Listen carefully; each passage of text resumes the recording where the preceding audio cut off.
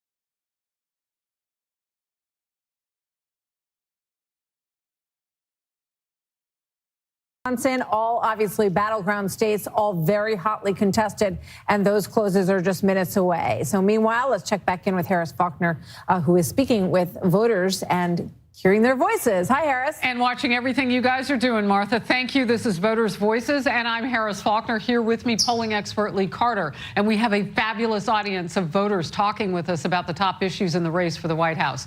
Most polls show the economy is the voters' top issue. Now a clip from Vice President Kamala Harris. The lines on the screen show how voters reacted to the comment in real time. That's what you've gathered. And the red lines represent Republicans, the blue Democrats, the gray are independents. Here it is. While inflation is down and wages are up, prices are still too high. You know it and I know it. And unlike Donald Trump, who had $400 million served to him on a silver platter, I come from the middle class. And I will never forget where I come from, which is why my common sense plan will lower the prices you pay on everything from prescription drugs to groceries to housing. Donald Trump will raise costs on you and your families. In fact, independent economists have analyzed our plans and found that mine will cut your costs and strengthen our economy. His will increase inflation and lead to a recession by the middle of next year. Independents, Republicans didn't find what they wanted. Again, we're watching for independents. That's right. So you can see there, independents gave this a D, Democrats gave it an A, Republicans gave it an F. Now, I think what's so interesting about the independent voter there is they really were turned off when they heard her talk about the middle class. And I also heard from voters there they wanted more specifics on the economy, and they said that you can find experts to reinforce whatever you want to believe. I'd rather hear what you're going to do for me. Yeah, all right. I want to go to Alexandria now, Republican registered voter. Still not sure all the way up until the time you voted. What did you do and why? Absolutely. Well, thank you so much for having me tonight, Eris. And I think that for me, both candidates really had to prove themselves. They had to win my vote. And they can talk about everything relative to the economy, but what really matters is what actually happens. And we have to ask ourselves, was it easier to buy groceries under the Biden administration or under the Trump administration? And for me, I can say personally that I am concerned with the direction that the country is headed in. And I would say for a vast population of the electorate that the same sentiment is shared. So I think that we all have to really contextualize all this information and ask ourselves the actual questions of how we feel in the circumstances. Who did you vote for? I voted for Donald Trump. All right, this is the second time, you're 22, that you voted in a presidential election. Was your vote different this time than it was in 2020? Did you vote for him last time? I did not vote for him last time. Sounds like the economy made a huge difference for you. All right.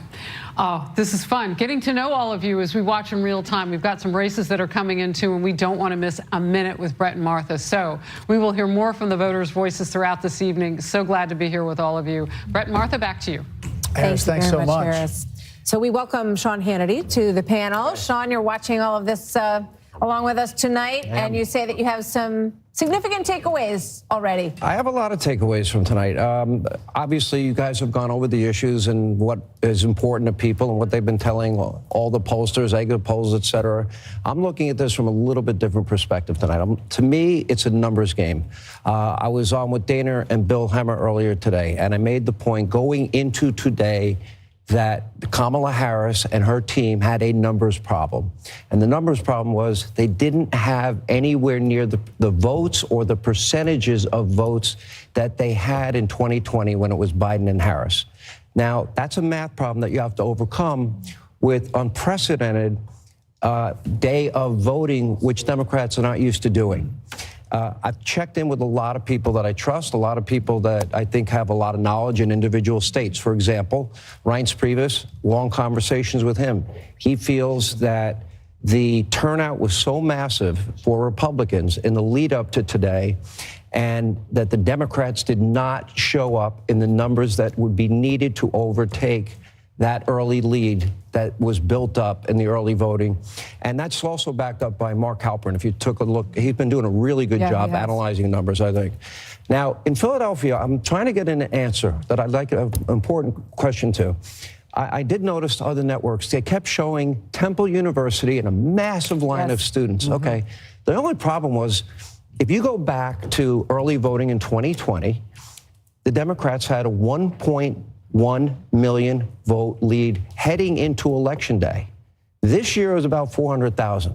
So that's a 700,000 vote decline in a year. That would mean today they would have needed massive turnout. They would need massive turnout, yes, at the universities. It seems like they got it.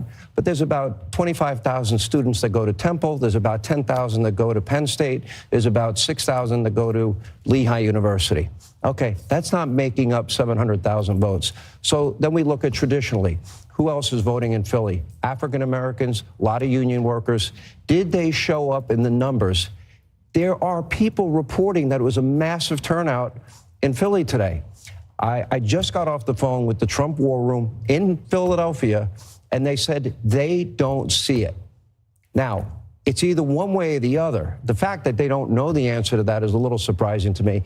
If those numbers aren't there, that means Pennsylvania is a state that is in the state of play big time tonight. It may not show up early, but it'll show up as the night evolves, just like Wisconsin will. I would just mention one other thing about the college students is that there's been such a focus on young men, and these podcasts are the podcasts that college boys are watching and listening to. Theo Vaughn, Joe Rogan, Jake Paul, all of these guys. So, just because they're in college doesn't mean this time around that they're necessarily voting the way that you think college students would. We also welcome Kayleigh McEnany, Trey Gowdy.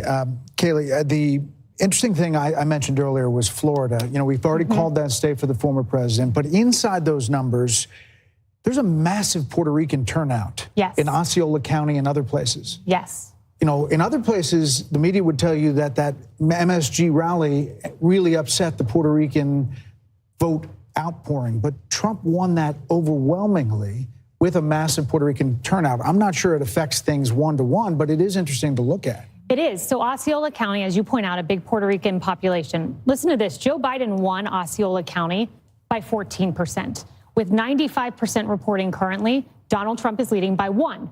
Now, what other national lessons can we take from Florida? Miami-Dade County, a huge Latino population. No presidential candidate has won that since 1988. Ron DeSantis, of course, won Miami-Dade as a governor. But currently, Donald Trump in Miami-Dade County with 95% reporting is plus 11. Yeah. Thank you. The electoral vote count about to go up. Stay tuned. We are seconds away from 15 states, including New York, Colorado, Texas, plus critical battlegrounds. We are going to win the state of Michigan. Arizona, we need to fight this battle on every front. With 163 electoral votes on the line, we have the results as they come in. The moment is here. America is watching.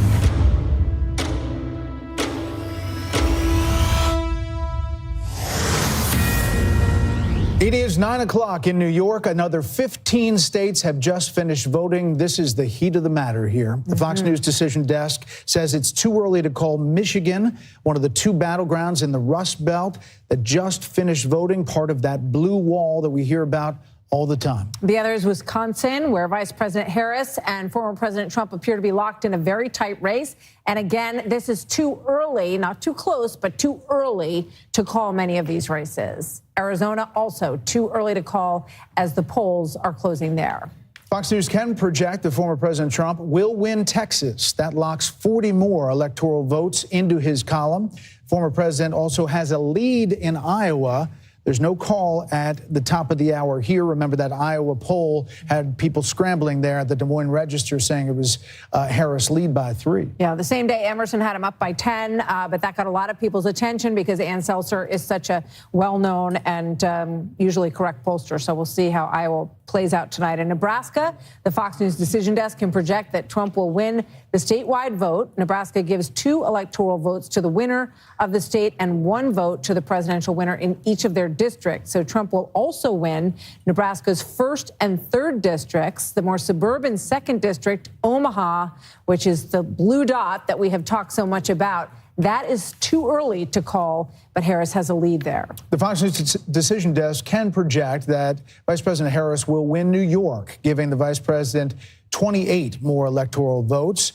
She also has a lead in Minnesota. Too early to call the state of Minnesota, which closed in recent days, according to the polling. Obviously, the vice presidential candidate, Tim Walz, from Minnesota, and now Fox News can project a Harris victory in Colorado as well. She gets 10 more electoral college votes there. New Mexico, too early to call, but Harris has a lead, according to our Fox News voter analysis in New Mexico. Former President Trump will win Louisiana, which has voted for a Republican in every election this century. Pretty sure we were going to get that one. Trump also wins Kansas, adding another 6 electoral votes to his tally.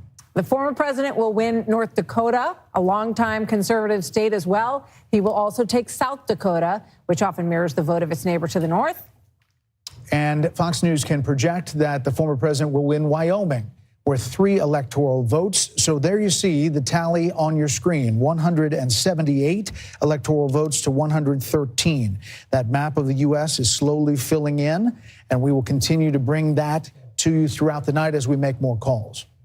So moving to the Senate and back to the Rust Belt as well. The Fox News decision desk say it is too early to call this race, which we've been watching between incumbent Democratic Senator Tammy Baldwin, who is in a close race now with Republican banker and entrepreneur Eric Hovde. Michigan Senate race also too early to call. Former GOP Congressman Mike Rogers competing against current Democratic House Representative Alyssa Slotkin. In Arizona, Democratic House Representative Ruben Gallego has a lead on Republican candidate Carrie Lake. Also too early to call out there. Let's go to Nebraska, and there are 2 Senate races on the ballot today, and the race between incumbent Deb Fischer and independent Dan Osborne is close to call, and too early to call, I should say, according to our decision desk. Fox News can project that Republican Pete Ricketts will continue to serve as a Nebraska senator. In Texas, 2-term Senator Ted Cruz is locked in a close race against current Democratic Congressman Colin Allred. Too early to call that race, according to the decision desk, but they can project that Minnesota's Democratic Senator Amy Klobuchar will sail to a 4th term. New York Democratic Senator Kristen Gillibrand will win another term in the Empire State, and Democrats will hold their seat in New Mexico, where Senator Martin Heinrich defeats Republican Nella Domenici. Daughter of the late Senator Domenici. Yes. North Dakota's GOP Senator Kevin Cramer will easily win a 2nd term. And in Wyoming, Senator John Barrasso will also win re-election as he serves as the chair of the Senate Republican Conference. So let's take a look at how the Senate is stacking up at this hour, 9:04 on the East Coast, and we have 46 Republicans. The one flip, which we have mentioned, is West Virginia, waiting for other states that are on the bubble and close and early at this point in the night. 37 Democrats are hanging on to their seats in the United States Senate. I think this is like where everything starts to gel. Exactly. And we start to get more of the hard numbers. Let's go to Bill at the billboard. Yeah. Harold, I'm sorry, Texas went to the Republicans.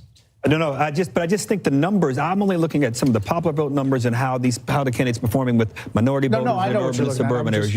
I'm just joking with you. Bill, what do you got? Go blue. Okay, so a couple things here. Yeah, go blue. What are you talking about? Michigan. We'll be at Ohio in a moment here, Harold. Hang on one second there, Bob.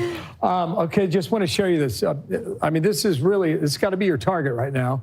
You know, Fulton County, heavily populated, and a ton of votes there, okay? That hasn't really moved. So the estimated number of votes still out is about 30%, and Kamala Harris hanging in there with 700. She's going to win the county, okay? The question is the margin.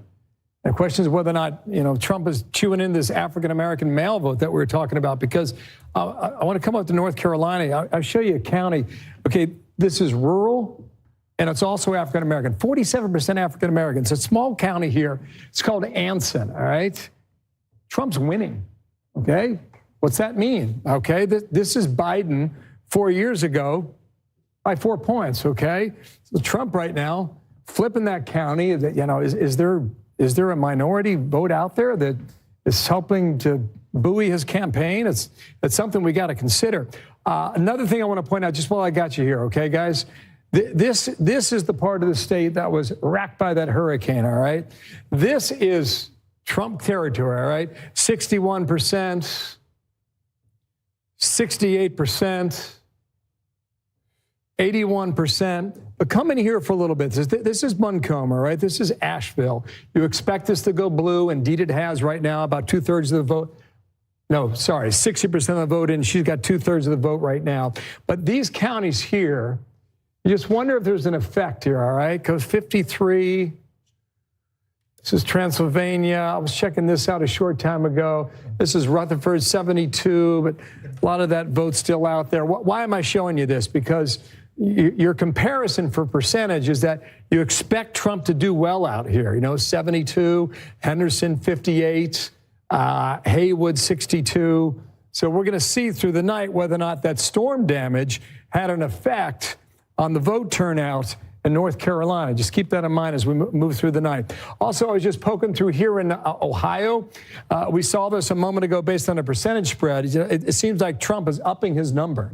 Remember, I made the point that he won the state by 8 points in 2016, 8 points in 2020, and he was trailing there the last time we checked out the Buckeye State. But right now, the number has improved tremendously for Trump. So he's starting to track a little more toward that 8 points. And you were making the observation earlier about the Iowa poll from over the weekend, and do folks in Ohio vote like the folks in Iowa? If Ann Seltzer's poll, the Des Moines Register, had Kamala Harris win in Iowa by 3 points, a lot of people dismissed that. And if you're going to draw that comparison with Ohio, I think right now you can say that maybe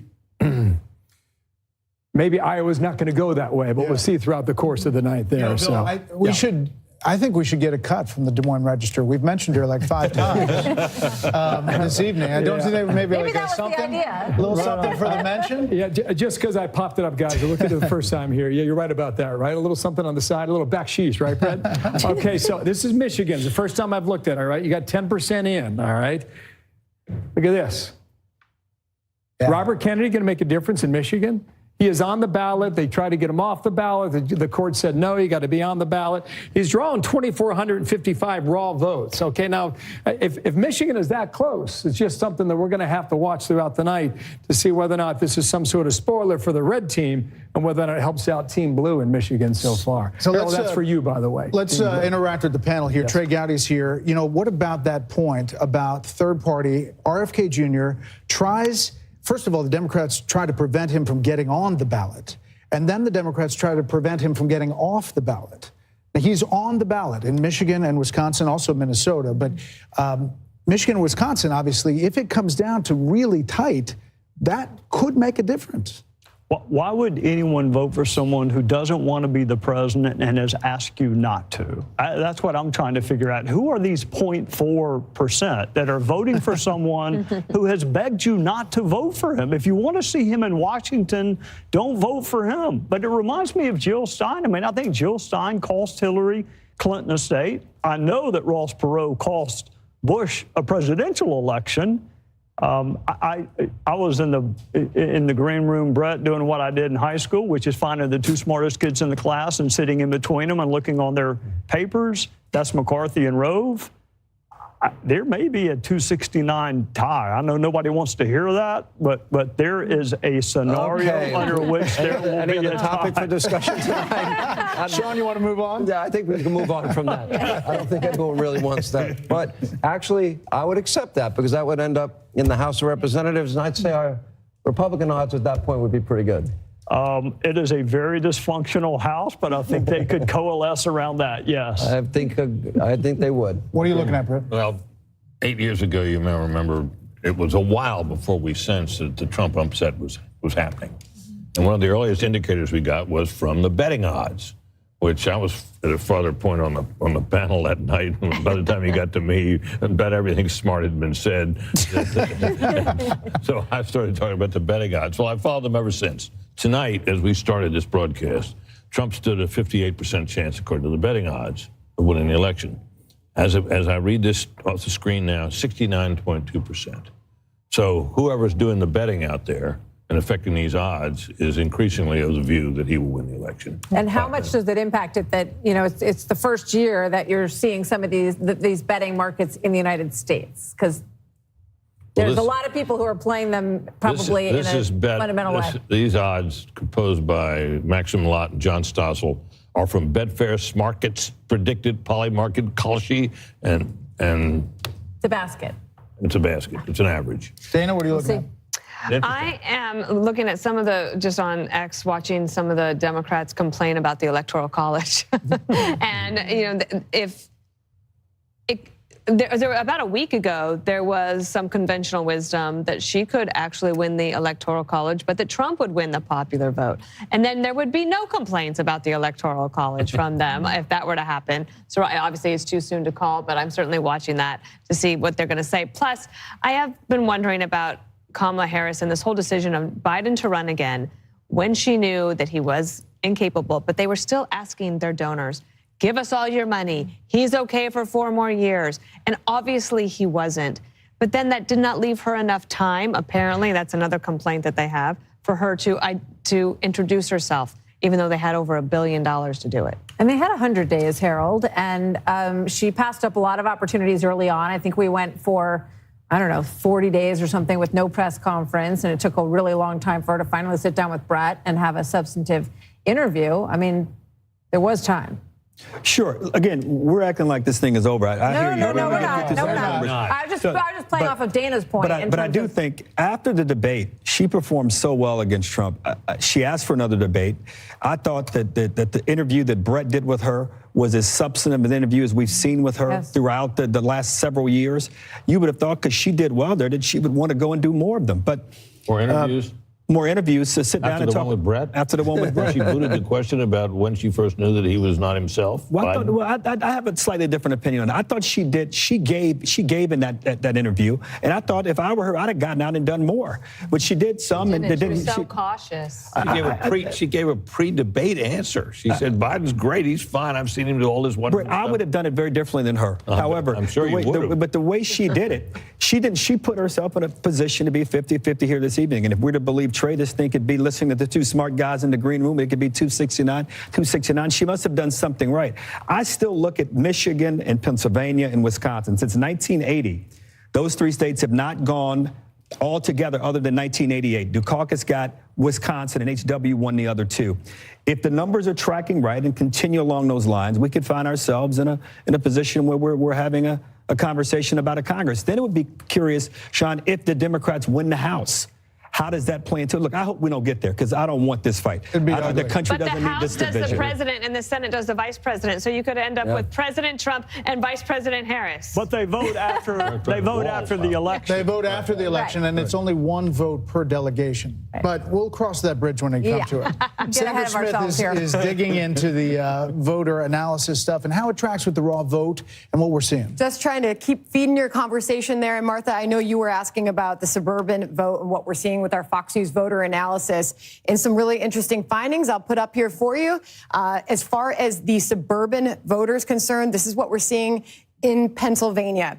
Okay, suburban voters. Kamala Harris right now has the lead. Okay, but this is about a 6-point difference. And if you were to put this in perspective with what we saw in 2020, Biden was leading with this group, suburban voters in Pennsylvania, by 10 percentage points. This is a 6-point margin by which she's leading. So she is not leading with the suburban voter in Pennsylvania by the same margin as Joe Biden in 2020. All right, if I were to break that out by gender, this is also telling another story, okay? Suburban women, Martha, you were asking about this. This is what we're seeing in Pennsylvania. Obviously, they have been courting those voters on the ground there. This is almost identical, the margin that she's leading by. Joe Biden led by this over Donald Trump in 2020. So not a lot of movement there. We also talked about the story that was developing with the black voters down in Georgia. I can also report to you, Brett and Martha, right now that Donald Trump, is leading by more with the black voter in Pennsylvania than he was in 2020. Back to you guys. It's the big numbers. Yeah. You got a call to make. Fox News can now project that Donald Trump will win the state of Ohio 54.2% to 45%. So obviously that was what was anticipated in the early polling. He was ahead by about 8 points. This is a 9-point stretch, so a little bit higher than the most recent polling was showing in the state of Ohio, but a solid win for him in what used to be a swing state, but hasn't been for quite some time. And obviously there's 54% of the vote in, but as you look at the Electoral College, 195 to 113. Again, Ohio used to be the swingiest of swing states, no longer, very Republican, much like Florida. And now it ticks on. Obviously, we're looking at these battleground states. One of them, Sean Hannity, it seems, is Virginia. You just got a message from the governor? I've been communicating with Governor Youngkin, and the last text, at one point I said, so it's not in reach. He just said, hold on, really tight. Yeah. Exact quote from Glenn Youngkin. Here's what's interesting. All night I've been looking for an answer to the question about turnout in Philly and the suburbs of Philly. We talked earlier about the university population. That's one part of the population. But the vote lead was 700,000 below what they were in 2020. So that a lot of ground to make up. From the Trump campaign, now take it, this is what they're saying. They believe this is going to be a tortoise hare kind of night for them in Pennsylvania, in as much as they don't even think Harris got 200,000 of the 700 that she needs to make up. Those are the numbers that they are saying. Now, if that is true, that would mean African American turnout did not appear to the number and degree that they wanted. And secondarily, any other vote they thought, the union vote, workers are not going her way either in Pennsylvania.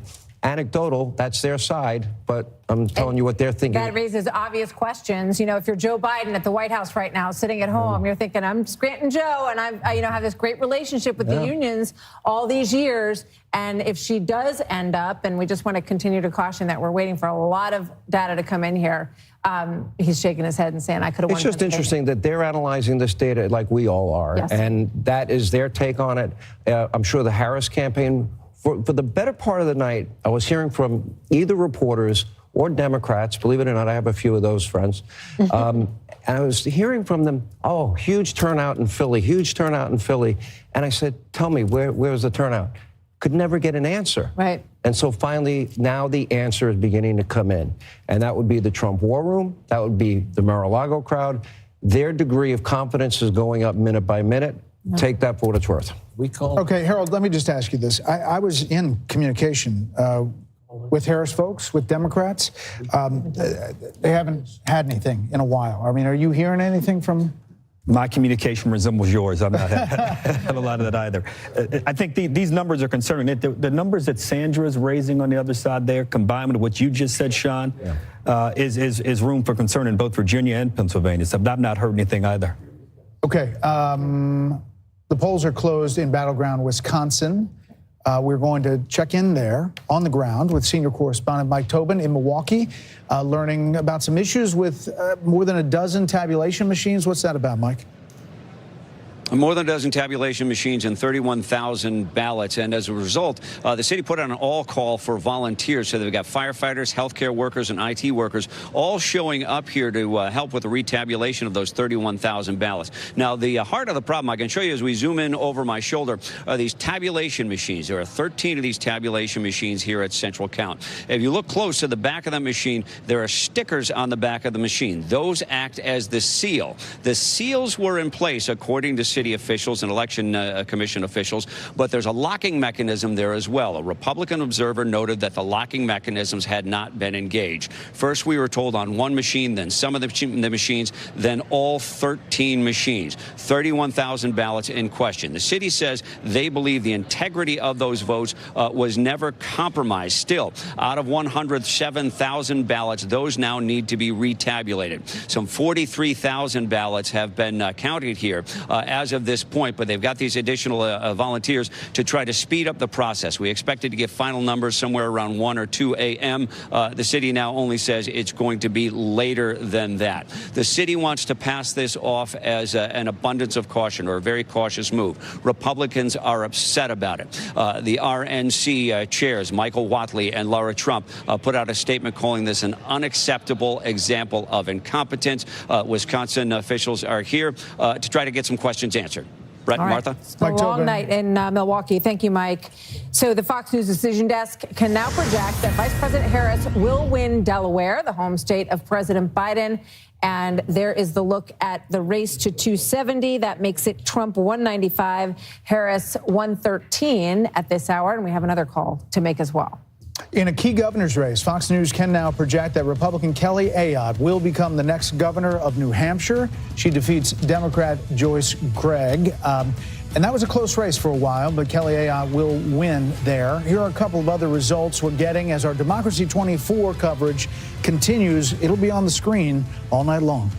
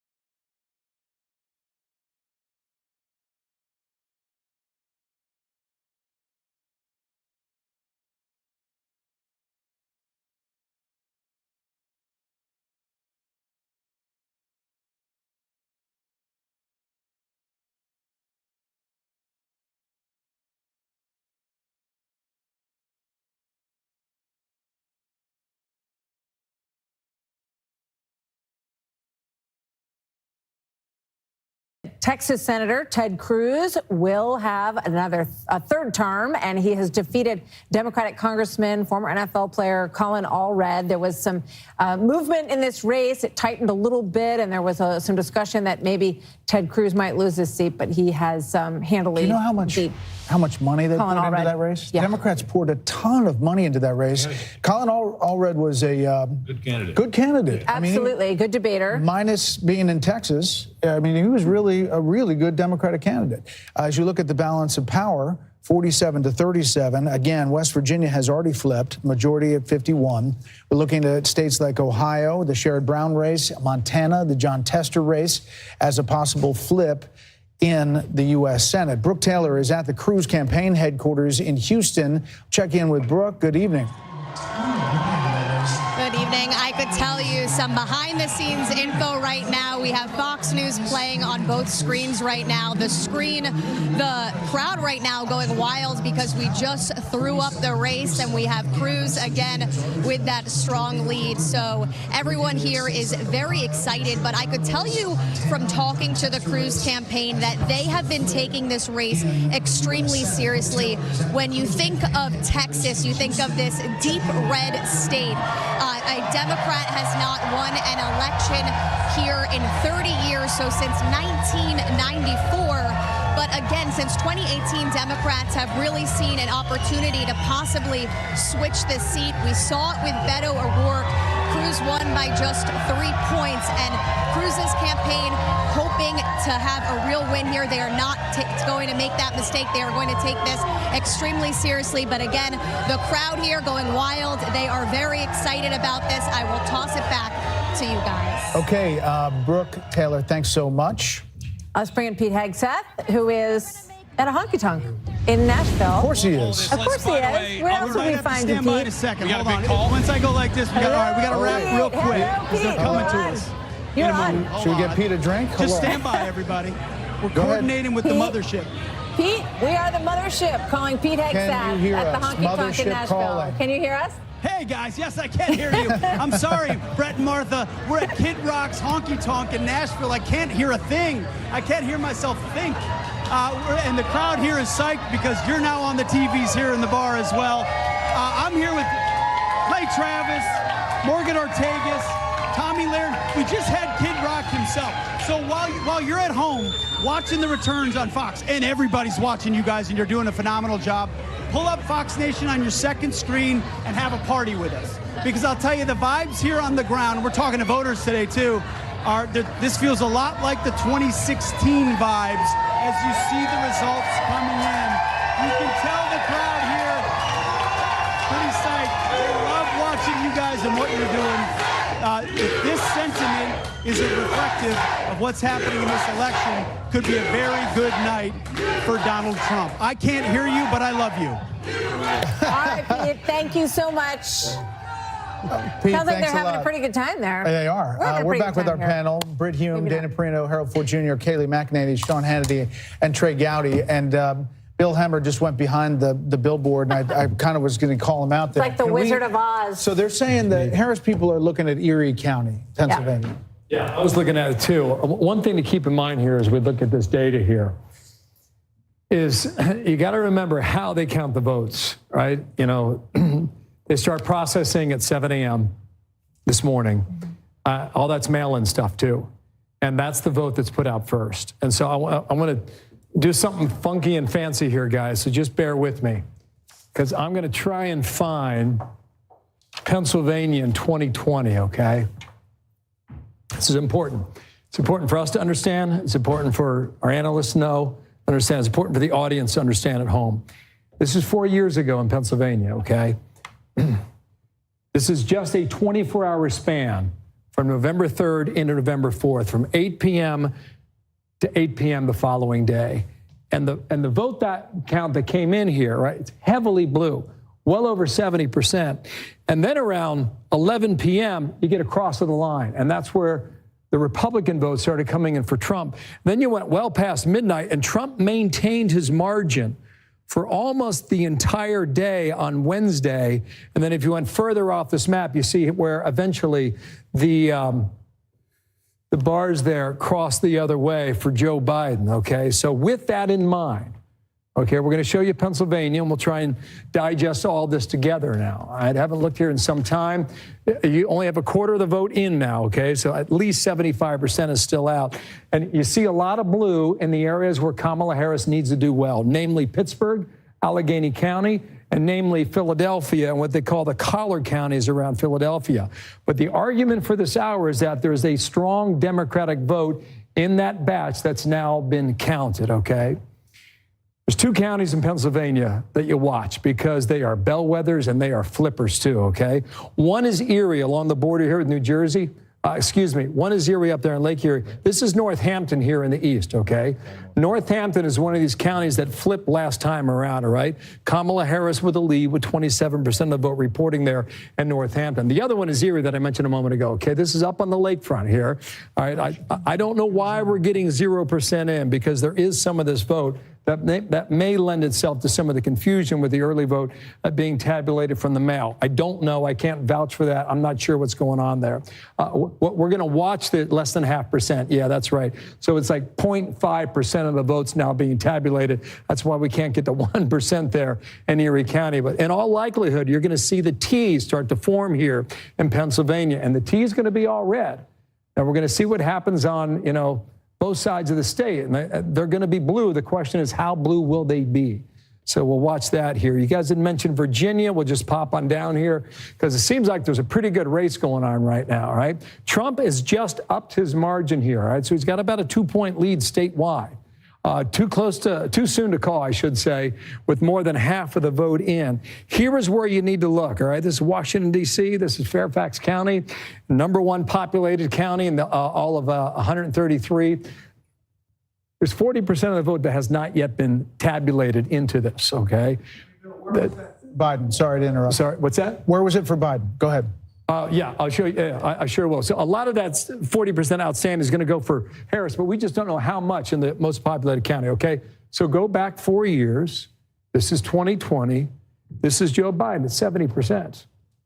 Okay, so Kamala Harris, she has time to make up for that, given the fact that that vote is still out. And I would say, just looking at Georgia a moment ago, Fulton County looks to be somewhat similar. And the reason is, I'm going to explain this to you, okay?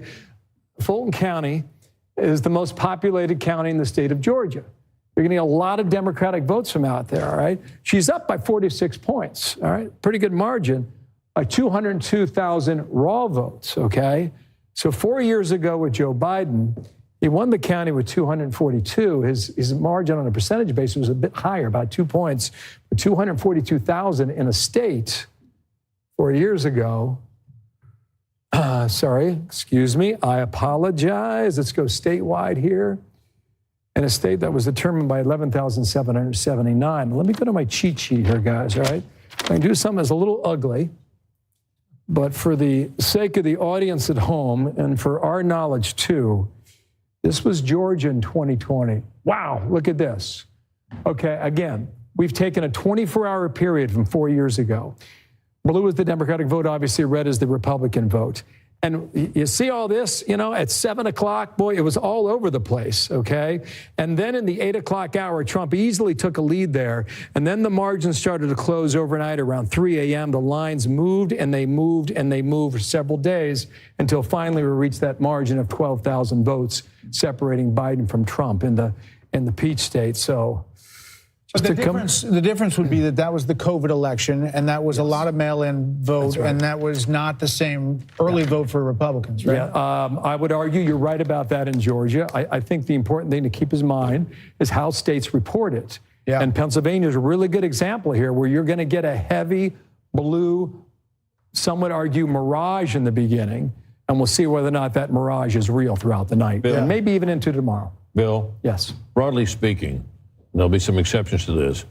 Does it appear to you that she is underperforming Biden nearly everywhere? It's a great question, Britt. This is just anecdotal. I answered the best way I can.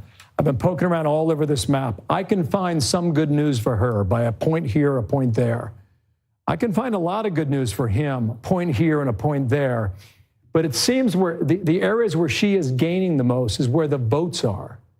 And the areas where he's gaining the most is the area that he targeted, and that's the rural area. Whether or not you can extrapolate that over a place like Hall County, 72%, right? Banks County, 89%. Now, the problem for him is that that's 94 out of 159. But I can move along the northern border of Georgia, and, you know, it's just, yeah, it's dominating, 81. How does it compare to 2020? I'll show you that next here. Look at that. I mean, that's 86. Now, 2020, in the same counties, I'll go in reverse, all right? 84, still impressive, right? 81. And what is it now? 82 right now. So this is Fannin County. There's about 14,000 votes in that county alone. 14,000, okay? Now, if you take that and extrapolate over 159 counties, it can certainly add up. So to answer your question, Britt, 4 years ago, Fannin County was 82, and this year he's at 80. Still 25% of the votes still out, so he's got a chance to do a point or two better. But right now, he's not meeting the number that he hit in that rural county 4 years ago. We're going to make a quick call. We'll come back to the board and the panel. The Fox News decision desk can now project that Vice President Harris will win the state of New Hampshire. Former President Trump came closer than many expected there, but the vice president did well in cities and suburban areas. There was a time that New Hampshire they thought was closing. Actually, and we saw that Kelly Ayotte wins in the governor's race there, but now we're calling that for Vice President Harris. She's a former senator for New Hampshire, popular in the state, but not enough to really turn New Hampshire red in this situation. So the Maryland Senate race we have for you next. The Democrat Angela Alsobrooks will defeat former Republican Governor Larry Hogan. He never really was able to move past her. It was obviously a difficult race for the former governor as he tried to become a senator. So that sticks as far as the U.S. Senate goes. We're still on track. There's a one pickup for Republicans, and again, they're looking to Ohio and West Virginia. Maybe a couple of other races. Montana. Still waiting on Michigan and obviously Pennsylvania.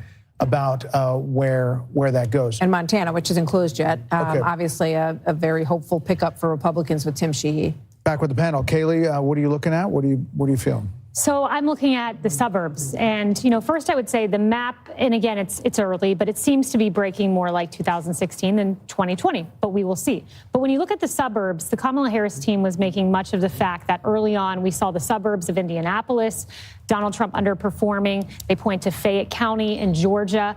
But then we get our Fox News voter analysis, and you see in Pennsylvania that Kamala is not hitting the suburban marks that Joe Biden did. You look at Hillsborough County, Florida. That is Tampa. It's almost urban, if you will. And Hillary won by 7. Biden won by 7 at this hour. You have Donald Trump leading by 3 in Hillsborough County. And let me say this. This is, I think, should be discussed, hasn't been discussed, but it might have bigger implications for the Republican Party moving Florida. And that is the fact that the Republican Party has lost every pro-life ballot initiative post-Dobbs until tonight in Florida, when you see Amendment 4 went down. And the difference was you had a leader, you had a Governor DeSantis, who owned the issue, who talked about the issue, who was out on the airwaves on the issue. And I'm told by some sources familiar with these 10 initiatives happening across the country, they're hopeful in Nebraska. Why? You had Pete Ricketts lean into the issue. So that might be a lesson that's instructive moving forward to the party.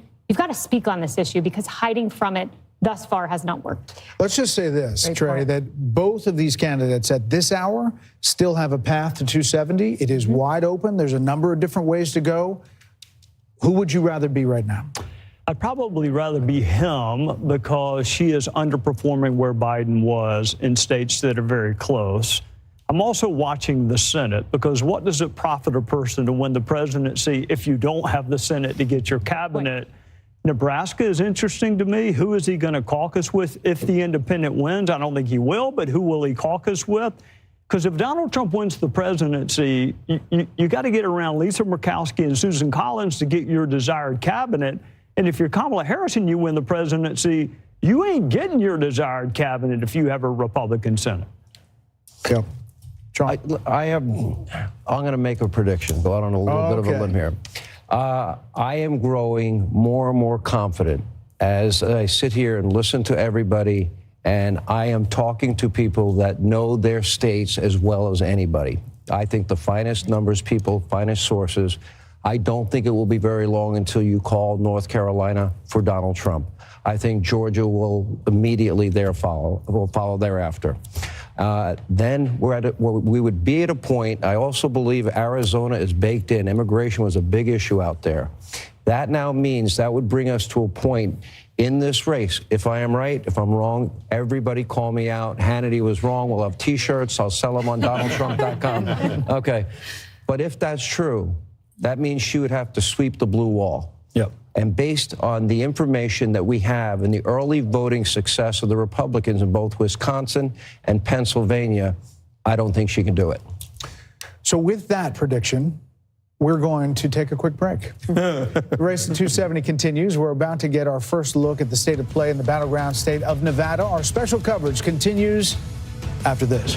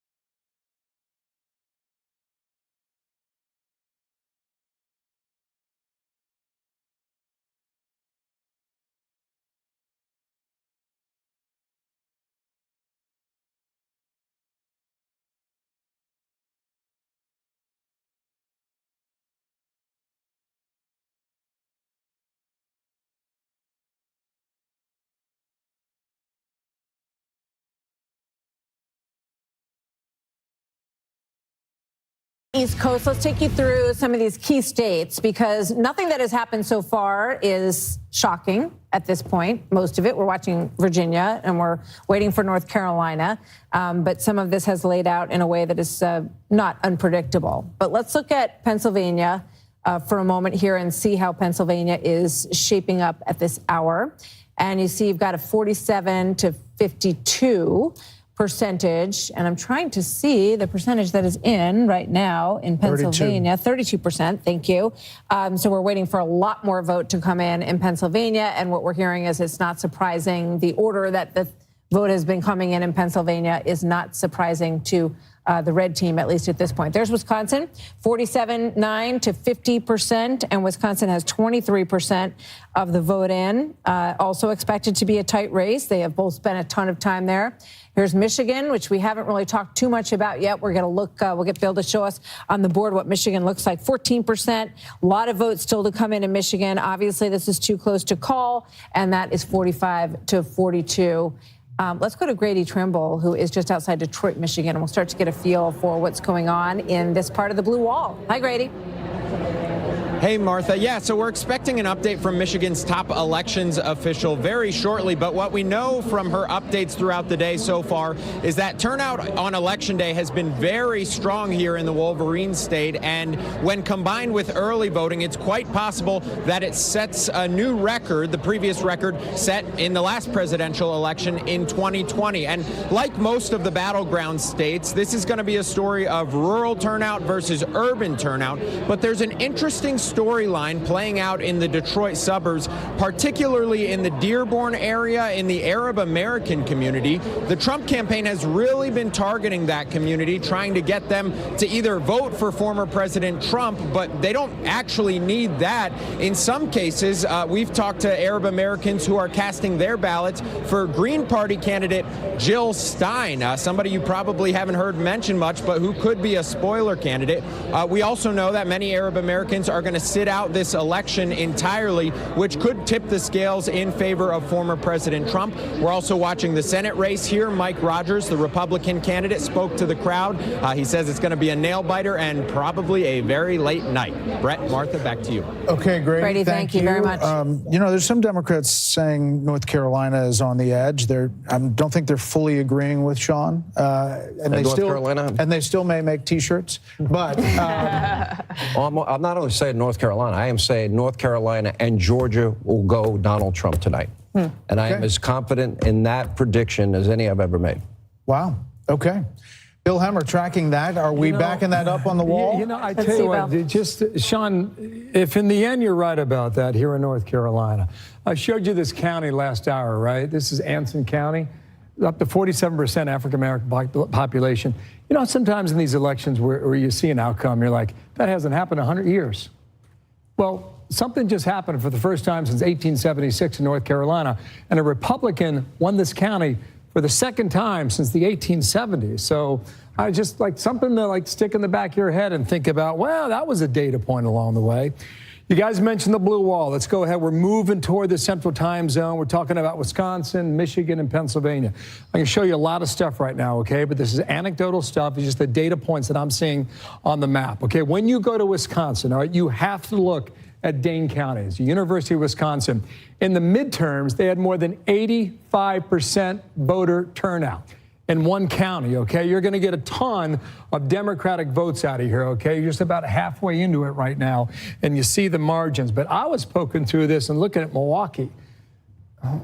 Now, there's a lot of votes out there, okay? You only got 25% coming in right now. Kamala Harris has almost 66%. So this is where Joe Biden finished. Same county, same city 4 years ago. He was almost at 70%. Right now, she is underperforming in Milwaukee. So you have to ask yourself, you know, that little pattern you saw back there in that rural county in North Carolina, is it repeating itself in some of these bigger cities? You know, is Detroit, you know, right now Detroit, Wayne County is red. We don't expect it to stay that way, but that's one of the things you look at as well. And this is Washtenaw County. That's Ann Arbor, University of Michigan. You expect to get a good number here. That's another county to watch as well. And then let's flip over here and just complete the blue wall, because this is where we are right now in Pennsylvania. Remember, we showed you how the mail vote, heavily Democratic, is put out first. And we still think we're probably seeing a lot of that right now in this composition. But let's go ahead and look now. Let's look at the vote difference in Pennsylvania. And what we've done here is we've gone back to the year 2000, okay? So you have 6 presidential races to look at. For so long, this was not even a battleground. It was heavily Democratic. When you think about what Barack Obama did in 2008, look at that. I mean, that's 10 points. It's off the map. Romney was able to cut it in half, and so the state came back a little bit toward the Republican Party. It really wasn't until 2016 when Donald Trump won the state by just less than a point. Let's look at the vote difference now for Michigan. very similar, maybe not as extended, okay? Some would argue more Democratic in Michigan, all right? But that was the difference in 2016 for Trump, 0.2 percentage points, you know, and you see where Obama was. That was not contested. Look at the vote difference now in Wisconsin. Very similar. Blue, but not nearly as extreme. In fact, if you take out the Obama years in 08 and 2012, you find Wisconsin is, I find, guys, this to be the swingiest state you find out there, all right? Back in 2000, when we're looking at Florida, look what happened in Wisconsin. 4 years later, John Kerry, look what happened. You see Donald Trump in 2016, it's just by a nose he was able to win. And then when it went back to Biden in 2020, again, it was super tight, okay? All those races, 4 out of 6 over the past 20 years have been decided by less than a point. And it might well be the case again tonight in the land of cheeseheads. Let's go ahead and clear this right now, okay? Bill, can we go to Wisconsin? Yeah, we sure can. Because, go ahead. You want to see how this is shaping up? I mentioned Dane a moment ago, and I also mentioned Milwaukee. Sean Duffy, one of our colleagues, former congressman for the state of Wisconsin, when he ran for Congress, all this area here was blue, okay? And when he went to Washington, it all flipped, it all became red, and it stayed that way. It's been a source of political strength and power for Donald Trump, and we'll see whether or not that remains the case right now. All right, so you know, we're just about the 30% mark in Wisconsin, and Kamala Harris has a slight lead there by about 3 points. This is where it ended, as I showed you out there on the map, right? 20,682 raw votes 4 years ago. So if I were to come to 2024, what am I looking at? I'm looking at Dane. How about Sauk and Kenosha? Yeah, Sauk is right here. Sauk is pretty interesting here because, you know, you start to see a little more population growth, and Trump has a lead here. And again, this is Kennedy. He popped up in Michigan. He's going to pop up in Wisconsin all night long. Trump has a lead here. Let's just go ahead and see. You got half of the vote in here in Wisconsin. This is where it finished. I find that interesting. What about Kenosha? Let's find Kenosha down. So remember, this is the swingiest state. I mean, I spent some time there on 2 recall elections with Governor Scott Walker. I mean, it's extraordinary. And we don't think about it that way. But it's true. Anyway, this is Kenosha, Brett. You asked for it. You got it. You got about half the vote in. Trump's just shy of 58%. Okay. So he's overperforming now in Kenosha as well. I can keep going if you want. So call it out, guys, if you like. Milwaukee County? Sorry? Milwaukee, is that what it's called? Just north of? So the WOW counties here, they have been solid Republican forever, you know, but not during the Trump years. They got softer and softer, and they are, Wasaki here, just west of Milwaukee is one of them. Sorry, Waukesha, excuse me. And then you get into Washington, and then you get into, over in the lake is Ozaki here. So let's see what we're doing right now. Trump at 53.5. All right, comparison point, 2020. Okay, so a little bit under right now in that suburban county north of Milwaukee. Let's pop on over here to Washington and see what we're doing. 70% is an impressive percentage, all right?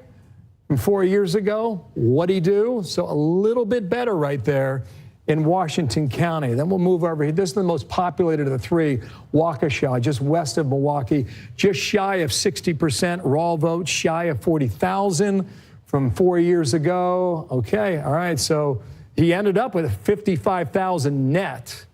So he either has some space to make up or he's not going to get to the number from 4 years ago. So that's something to watch. The WOW counties there in Milwaukee. My favorite county in all of Wisconsin, maybe my favorite county in the entire map this year, right here. You know what this is, Brett and Martha? Door County. It's Door County, okay? And why do we talk about Door County? First of all, you don't want to be there in the winter, okay? Because it's cold and it's frozen. But in the summertime, it's got to be beautiful. Half the vote in. Trump has an edge here. 4 years ago, you see what happened here. Biden won it, all right? Go back to 2024. Let's go statewide. Watch all the map go into play here, okay? This is a flipper county in Wisconsin, all right? The shade of blue is just very slight, okay? So it shows you how close it was. So we'll keep an eye on it because sometimes those are the bellwethers statewide, and we'll see whether that develops there in Wisconsin. All right. Thank you, Bill. Little Wisconsin for you. A little trip to Wisconsin. Yeah, sure. Up to Door County in the Great Lakes. And obviously, this is going to be an area that is going to probably tell the story of this election, that in the Sun Belt, of course. So we're getting close to 10 o'clock, right around the corner. That is when we will get poll closings in Utah, Montana, and Nevada. This is our special coverage, kicks into high gear, and the electoral count continues to load in. 195 for Trump, 117 for Vice President Harris.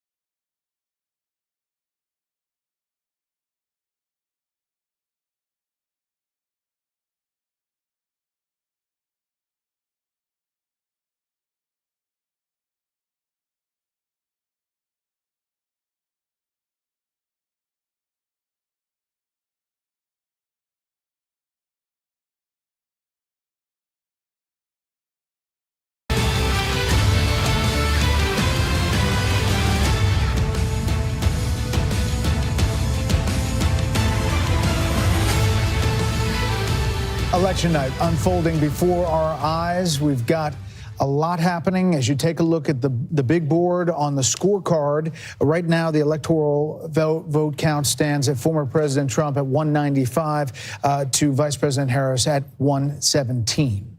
We're still waiting, obviously, for Georgia to fill in and North Carolina to fill in. But there's a lot of discussion about that outstanding vote and whether or not it will meet the level that Vice President Harris would have to meet. And we've been talking about Philadelphia County. She would have to clear 700,000 votes in order to... In 2020, yeah. Yeah. All right. So let's go to Jeff Paul from the headquarters of Republican Senate candidate Sam Brown. And what's going on there? Hi, Jeff. We'll be there in a little bit right when it starts, but right now we are outside maybe one of the biggest and most expensive polling centers in the country. This is Allegiant Stadium, home of the Las Vegas Raiders. And one of the things I want to mention to you folks at home is that people are still showing up here to cast their ballot. We are a minute away from polls closing, roughly a minute away from polls closing. And under Nevada law, if you are in line by 7 o'clock, you have the right to vote. And we are hearing about some instances where there are some pretty long lines throughout the state. Also keep in mind that they will not release any results anywhere in the state of Nevada until the last person in the state votes. So we could be looking at a very long night ahead of us here in the state of Nevada. Martha? All right, Jeff Paul, thank you so much. Jeff. We're waiting now for these calls at 10 o'clock, and we're looking at basically a scenario where the Democrats are putting all their hope in the blue wall. The question is, what happens when we make a call in North Carolina and Georgia? If you believe Sean Hannity, it's coming soon. We'll see if it does. It is time to see how many more electoral votes will fall as we get ready for our next calls. Stay tuned. We are seconds away from 3 states, including Montana, Utah, plus the critical battleground. Together we will fight to win Nevada. Nevada, we fight for the future. With 16 electoral votes on the line, we have the results as they come in. The moment is here. America is watching.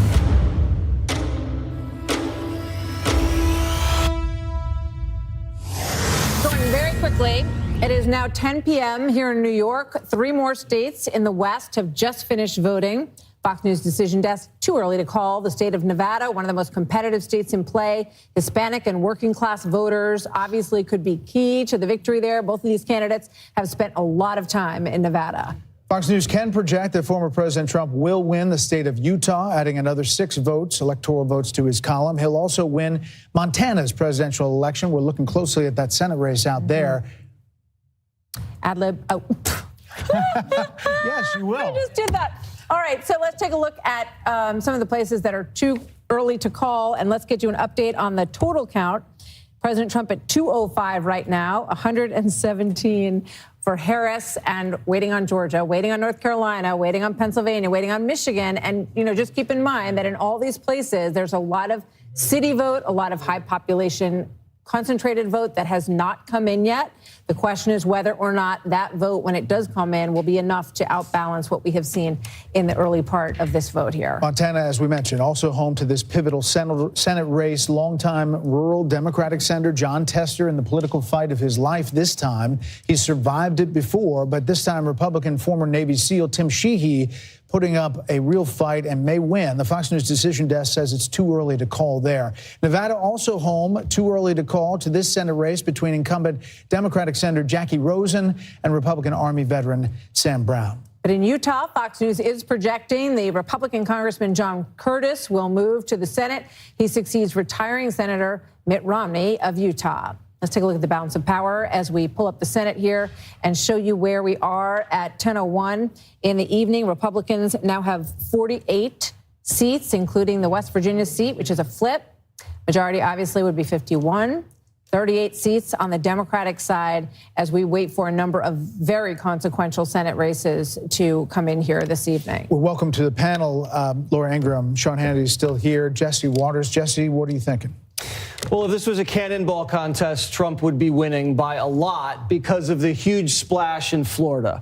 I mean, he beat Biden by 3, and now is at almost 14 over Harris. That's a big statement right out of the gate. She has not had a big statement so far tonight. The other big splash, Virginia. Now, we don't know how Virginia is going to shake out, but Biden won Virginia by 10, and now it's tied. Obviously, it's too close to call, but right now she's playing defense. The Trump team is very confident that Georgia and North Carolina are going to go their way, and Harris is going to have to play defense in Pennsylvania, Michigan, and Wisconsin. You're hearing Trump doubling his black support in Wisconsin, ahead with young voters in Michigan, and in Pennsylvania winning independents. And they say the math doesn't work in Philadelphia County. So who knows what's going to happen? Still too early to call, but you definitely think the Trump team has momentum here. Laura, Virginia, you were talking about earlier. We'll put up the big board about Virginia and show that race. There you see the 50% to 48.3. 61% in. Too soon to call for us. Well, this is wild. Remember, Trump didn't come anywhere near these numbers in 2016 or 2020. The Loudoun County numbers that we were talking about earlier are really something to watch. Trump is outperforming by 8 points in Loudoun County. It was a blowout in 2020. Big issue with education there. The other thing to look at, and Glenn Youngkin, I've been in touch with him, he said, buckle up, Virginia is going to be very tight. Then go down to Miami-Dade, where we haven't seen a Republican take that county in Florida since 1988. Donald Trump is doing something tonight. The New York Times is noticing he's up at 287 electoral votes projected. Obviously, anything can happen, with a 72% chance of winning. Watch out for slowing vote reporting down in the blue wall states. It happened last time in 2020. And if by midnight it looks like Trump has a good chance to win and things start slowing down with reporting, I think you can't really blame people for being a little bit concerned about the way we do reporting in elections. Yeah. I have more of a question, actually, for Laura, if that's okay, if it's permitted. On Loudoun County. Yes. In Loudoun County, can you talk to what is the issue? Is it the economy or is it the cultural issues? Yeah. We've been having a little debate. I think the cultural issues cut through the new immigrant population in Loudoun County. There's an enormous influx of Indian immigrants, Hispanic immigrants, and Muslim immigrants in Loudoun County. And if you talk to them, and some reporting has been done on this, a couple of issues of the gender curriculum, some of the trans issues, but also in general, just this idea that the new immigrants coming to this country want to be able to start small businesses and make a decent living. And I think both issues are really hitting hard tonight. And Loudoun County is the kind of place where you'd think it might be fertile ground for Democrats almost in perpetuity because of where it is. It's in the exurbs of Washington, but it is very close to that huge number of people who work in the Dulles Technology Corridor. And that looks like the kind of place, young, tech-savvy people who would be prone generally to vote Democrat. And the fact that it seems to be going the way it is tonight is I think, a lot of credit telling. to Glenn Youngkin and obviously Donald Trump for the way that state was handled. They were smart to go there late in the game. It's interesting to look at Virginia, and sometimes these things sort of take hold over a period of time, right? So Glenn Youngkin won his very close race, all about education, really, against Terry McAuliffe and parents' rights. But then in the midterms, Virginia did not get the seats that they wanted to get, and Youngkin was sort of trying to get them over that edge. So if this does, and then we're, can't call it obviously yet, if it turns into a win for Trump tonight, it will be a very big or sign. even close, Martha. And we have not called North Carolina. We have not called it yet, nor Georgia. But I'm sure there are good reasons for that, but others have. I understand. Harold? Do we know what's outstanding in Virginia? Let's just talk to Bill Hemmer because he's at the wall. Yeah, I can do that for you. Don't mind me. This is Roanoke County. Why do I have that on the screen? That's Salem, Virginia. That's where Trump went for the rally the other day with Glenn Youngkin. Okay, so as you guys were talking here, all right, so this is part of our Fox Insights. Anytime we see an outline here, we go in Loudoun County. We've mentioned this, right? Now, this is a 16-point advantage for Kamala Harris. You've almost got all the estimated vote in right now, and Trump's doing 3.4 points better now, with 98% of the vote reporting, than he did in 2020. So that's pretty interesting. The other thing I would point out while I'm here is Fairfax County. All right, so you're almost at 2/3 of the vote in. This is where all the people are, right? Number one out of 133. Biden was an easy winner at 70% of the vote. So right now, across from Washington, D.C., she's underperforming in the most populated county in the entire state. Did you have something else there? Do you have a question? Gotcha. No. Okay, Carolina. Go ahead, guys. So the Virginia, is that the biggest county? Fairfax County, is there another big county out? Because the campaigns are saying they've got big votes still out in Virginia. They still believe that they... I tell you what I'll do, Harold. I'll cheat for a second here and go back to Virginia. It seems as if Kamala Harris is doing better in the southeastern part than was expected, okay? So there's still some vote out there, some still vote coming in, and we'll see whether or not that holds up. Let me zip on down to Carolina. And Britt, I think you said some folks had called Carolina already. We've got about 70% of the vote in, and we've got Trump up, 4 points. 4 points. Yeah, right? almost 185,000 raw votes. And I don't know what's going on here. Why don't we just poke around some of the bigger counties, okay? This is Wake, this is Raleigh. You got to look there, 3/4 of the vote in. She's got a firm lead down here in Mecklenburg and Charlotte. A firm lead yet again, but there's 80% of the estimated votes still yet to be tallied, so maybe that's the reason why we cannot call it. This is a flipper down here. This is New Hanover. You find Wilmington along the Atlantic shore. You've only got 5% of the vote in down there. This is one of those areas of the country that's turning more blue.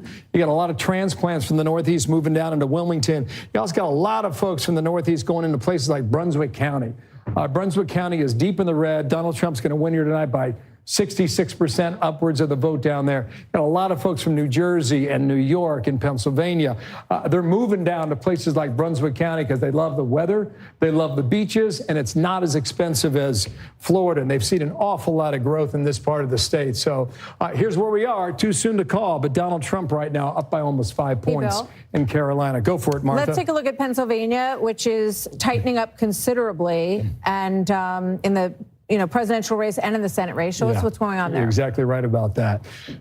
Okay, so there's about half of the vote being counted. You remember that chart I showed you a moment ago? The chart I showed you a moment ago? They count the mail-in vote first in Pennsylvania. It tends to be more Democratic. As we saw in 2020, we're seeing that again in 2024. All right, you got about a 1.4 margin there. Raw votes just shy of 50,000. So let's go for a spin, shall we? Philadelphia, let's start there. It is number one. Come on, let's go here. All right, here we go. This is the kind of margin you expect to get in Philadelphia. You got 8 or 9 out of 10 voters are Democratic, right? So Joe Biden was well over 80%. It's interesting, right? So she's just a tick below that right now. Does Philadelphia vote the way that Milwaukee votes, right? We saw that difference in Milwaukee a short time ago. Is Philadelphia going to vote differently than Wayne County and Detroit? We're waiting to get that in as well. These are the collar counties. They're heavily blue. I would expect them to change somewhat, but we'll see as we go through the night. Just to check the bellwether here, this is Northampton. That's about as close as you get, guys. Difference of 300 votes, 303. Biden barely won it by 1,200 just 4 years ago. So that's where we are at the moment. What about Pittsburgh? Back on over to you, Allegheny County. Let's see where we are. A lot of the vote came in from Pittsburgh early on. 71, Okay, yeah. So you're 71 coming. That's right. And she's at 61%. Both you guys watched it, right? How many rallies did Trump have there? How many times did Kamala Harris go to the west side of Pennsylvania? This is a place I want to check out. I haven't done it yet. Let's find out together. This is Butler County. All right, where were you on July 13th? Here we go. You got 94% coming in, just shy of 66%. So how did Trump do in a rural county like Butler 4 years ago, before the assassination attempt, right, this past year? It was almost around the same number, okay, up 36,000 to finish it 4 years ago. Right now, he's up 34,000 in Butler, PA. Let me bring our prime folks in. Laura, what are you looking at? Well, I just think it's interesting to look at these states that we kind of had looked past in our analysis. We're always focused on the blue wall states, obviously so important, but signs that Trump might maybe outperforming in ways that we hadn't expected, bubbling up in places like New Mexico, where it's only 23% of the vote in, mind you, tons of votes outstanding, but he looks like he's outperforming there. He's up now 6 points with that small turnout.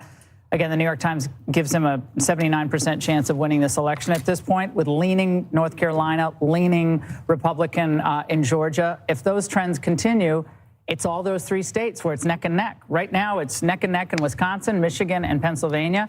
So I hope they can model themselves in the future on what Florida has done so brilliantly with Ron DeSantis. 96% of the vote in, and it's handled beautifully with absentee, mail-in vote. They just seem to do it in Florida. Why can't we do it in these other states? Yeah, it's a great crazy question. Most of us grew up with, you voted in the morning. Same day. Parents voted in the morning, and then you went home and got the answer that night. We've gone from 96 million voters when Fox News started to 160 probably million tonight, somewhere in that neighborhood. And by the way, all of them watched Brett's interview with Kamala. I don't think absolutely nobody missed that.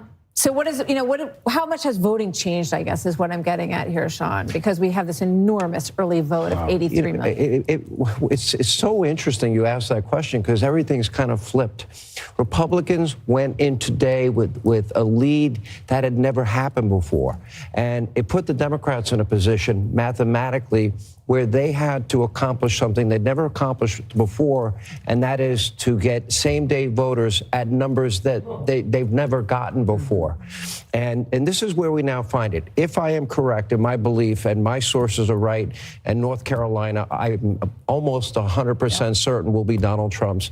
And Georgia, I believe, Harold and I have been going back and forth on this, will go to Donald Trump. Now, Arizona has been trending very strong towards Donald Trump. I don't know how long it'll take them to count the votes out there. That is frustrating, to Laura's point. Well, to that point, Maricopa said because of the length of the ballot that they were going to, it may take days. Pages of referendums. Okay. Yeah. There were 2 pages in Florida, and they called it within an hour and a half. Yeah. So, and that wasn't even an hour and a half. Yeah, I'm just saying what they said. So, all right, if we want to play out a few scenarios, if that turns out to be right, or Harold's going to wear Sean Hannity's wrong T-shirt, if I'm right and North Carolina and Georgia go to Donald Trump, and I am confident based on the information, Dave McCormick's numbers guy just wrote me. Dave McCormick running for Senate in Pennsylvania. Against Bob Casey, the Against incumbent. Bob Casey, the incumbent, who's been running ads tying himself to Donald Trump in Pennsylvania, which I think is very telling. He's confident Donald Trump is going to win Pennsylvania tonight. And what the Trump team has been telling me, where they were up by 1.1 million, we went over these numbers earlier. Back 4 years ago, they were only up 400,000 going into today's voting, day of voting. In Wisconsin, you have a similar situation. A 40% difference, a 40% shortfall. So I'm looking at the big board and I'm watching the ever-brilliant Bill Hemmer, and they needed numbers in Milwaukee that every source I know in Wisconsin is telling me they did not get today. And we're now at a situation where for Kamala Harris to have any opportunity to win, she's going to have to sweep that blue wall, those blue wall states. I don't see it. Do you see it? I don't see it either. And if you look at Philadelphia, for instance, everybody was bragging this morning about how well turnout was in Philly. But if you look at Philly, South Philly is Italian. That's Pat's, Geno's. They love Trump down there. Big Eagles territory, big Flyers. And then you go to the Northeast, that's Irish Catholic. Maybe Sean Hannity knows a few people up there. So they came out big for Donald Trump, and that might have been an explanation for those numbers to pop. But if you look at Pennsylvania broadly, they banked so much of the early vote, which they'd never done before. They don't think Kamala has enough right now in Philly and Pittsburgh to just overcome Trump's red county substantive lead. Let me just put the caveat in there. Britt, we sat on an election desk in 2016. 2016. And there was a betting odds that you were quoting that had Hillary Clinton winning 90% chance that she was going to win. That's where the evening began. And then it started going down, and we started doing the what if scenario, and her pathway started to narrow. It is flipped, to Sean's point, that the early vote gave Republicans an early boost, and the question is what the day of vote's going to show. Well, is her path narrowing as we get more into the night? I think she started out with a narrower path. You know, we could figure out more ways that Trump could win. She had a narrower path. And the betting odds, by the way, are now up to 83% for Trump, and started at 58%, and it's climbed all through the evening to 69. I think you should have a green eyeshot. Anyway, and there are other models are now predicting him well in excess stock of market 70%. futures are also trading higher as well. I do think, just to go back to this Milwaukee point that we were talking about during the break, I mean, they are rerunning 30,000 absentee votes in Milwaukee tonight because they couldn't, there was a problem with the processing. 31,000 absentee ballots after the election observer brought to the officials' attention that doors covering on and off switches on the devices, I guess, some of them weren't tallying and they were worried about it. So just for integrity purposes, they're rerunning all those ballots. So we might not hear the full and final counting from Milwaukee until tomorrow. AP Vodecast has Trump winning 23% of black men. That's staggering. Nationwide. Nationwide. I'm sorry, I didn't hear what you said. Staggering. Where's that from? AP Vodecast. And that has to be a consistent with our stuff. complete defeat for the mainstream media, who's just destroyed Donald Trump as a racist for all these years. And if you double the support with black people, and then you go up double digits with your support with Hispanics, at the same time, and then run up the numbers with Jewish Americans here in the Northeast, that's a complete rejection of everything that they've been telling us about Donald Trump, and would explain why he's very competitive in the popular vote. And the news cycle for how long went on and on about the Seltzer poll in Iowa. Trump, it looks like he's going to win Iowa by 8 to 10 percentage points. Well, Seltzer. I don't remember what that was called, but it was like he was going to lose Iowa. I mean, it made no sense. Can I just check? Sure. Let's go back to Pennsylvania really quick. I know you're in Wisconsin, but can we just go to Pennsylvania? I sure can. And this is I want to come back to this. It's a fascinating story. It's happening in Wisconsin. Okay, so go ahead, Brett, with your question in Pennsylvania. Lackawanna County. This is Lackawanna County. You got it. Let me come back to current day. Right, it's 2024, isn't it, guys? Yeah, it is. Yeah, I do believe. Okay, so I'm kidding. So this is Lackawanna. This is Scranton. Okay, so she's got an edge. Go ahead. She's got an edge of 51%. The 2020 vote for that. Okay, I'm going to do something here, and you're going to see a slide come out. All right, so you guys got to remember these numbers, all right? Versus 2020, here is Biden's number. So she's about, you do the math, 2.5 points below what Biden did, but she's winning the county too, and that's Scranton. Can I just show you guys something that I think we need to pay attention to? This is Wisconsin. All right, so you got your Fox Insights going here, okay? We talked about Dane, we talked about Milwaukee. What about Green Bay? That's Brown County, all right? Right now, with 46% of the vote reporting, in Brown County, which is Green Bay, Trump's up 3.6 points at this time in the night, okay? Take this off. We'll move down here to Outagamie. All right, he's up 1.8 points higher than he was 4 years ago. Take that off. This is Winnebago, right? Trump is up 1.3 points at this point in the vote, higher than he was 4 years ago. And, you know, when you're analyzing the state going into this election, those are three of the counties you're looking at where he's trying to, like, drive the numbers up. And he's able to do that. And so this is where we sit. You know, 0.5 point. And not for nothing, guys, but sorry. Come on back here. Not for nothing. But Robert Kennedy has racked up 8,000 votes in Wisconsin. And 2020 in Wisconsin, we'll get it here. Yeah, I got you. 20,682. Wow. Maybe it matters, guys, or maybe it doesn't, but it's just something to point out right now. When we come back, I'll take you to Michigan. Some things happening there as well. Fascinating, too. Back on over there. That's something to keep an eye on. The 31,000 votes you talked about, Laura, you think they're going to count in the morning, and that's in Milwaukee, right? Which they're is reprocessing them. They've begun to reprocess them, but there's no indication as to when that's going to finish. Because they had problems with the machine. There was a problem with this on-off switching device on the machine or something. It's hard to understand Laura, what it actually is. can I ask you a question? You just gave me the latest numbers. I've been looking at the betting odd numbers that Brett was talking about. They have moved massively 90%. now to Donald Trump. New York Times has it massively to Donald 71%. Trump. To a point that The Jesse... needle. Yeah, No, the the needle. needle. Right. Yeah. So we're really sitting here, and I think we got to take pause. There is a very strong possibility he will be elected the 47th president of the United States if these numbers, if these predictions end up being true. I don't want to get over our skis. We want to be careful. We want to be prudent. We're all looking at our sources. I'm listening very closely to everything Harold has to say and what he's offering. But if that is true, after all that they have thrown at this man, after all that they have done to this man, and with all the media that wouldn't even vet her and her radical positions, the only person in the media that challenged her in any reasonably tough way is sitting right here at this table, and that was you, Brett.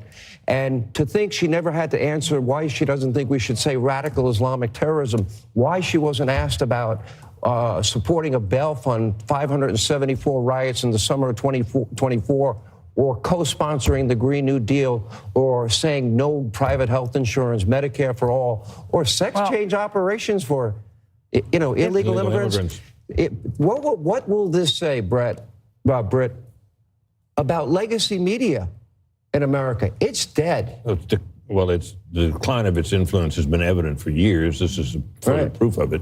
And in some respects, I think that the behavior of the legacy media backfired against the candidate they were supporting, because it was so over the top. Same with the prosecutions. The same thing happened.